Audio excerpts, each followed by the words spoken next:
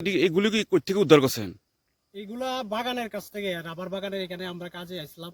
আচ্ছা। রাবার বাগানে এখানে বাগান দেখশন করার জন্য এখানে এসে দেখি এরা মা সহকারে বড় বাচ্চা, মাটা অনেক বড়, অনেক হাইটের, দেখা যাচ্ছে একদম বাঘের মতো। ওই আমরা এগুলা ধরতে গিয়ে মাটা আমাদেরকে আক্রমণ করার চেষ্টা করে। তারপরও আমরা লোকজন বেশি সংখ্যা থাকার কারণে এগুলা পারেনি।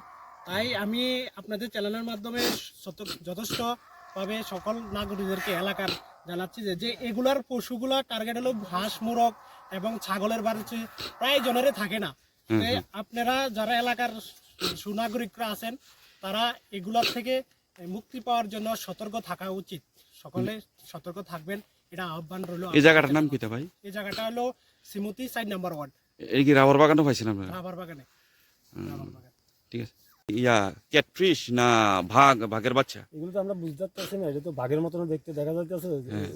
ওর বাচ্চা মার যে অবস্থা আমরা বাগানের একটা কোরকির ভিতরে পেয়েছি, ওরা আমাদেরকে দেখে ও দৌড়ে চলে গেছে, এমনকি আমাদেরকে থাবাবে চেষ্টা করছিল, কিন্তু এরপরও বাচ্চাগুলি আমরা এই দৌড়ের অবস্থায় পাইছি। তখন আমরা 5-7 জন মানুষ ছিলাম, সবাই মিলে এই বাচ্চাগুলিকে ধরে আমরা এনে সাংবাদিককে খবর দিয়েছি, আনিয়ে ও রাতে আমরা হ্যান্ডওভার করেছি।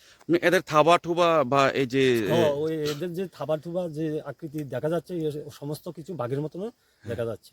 ছোট ছোট বাচ্চা যেভাবে থাবা মারছে, ওগুলো আপনারা দেখতে মনে করেন বাঘের মতনই দেখা যাচ্ছে। ঠিক আছে। এখন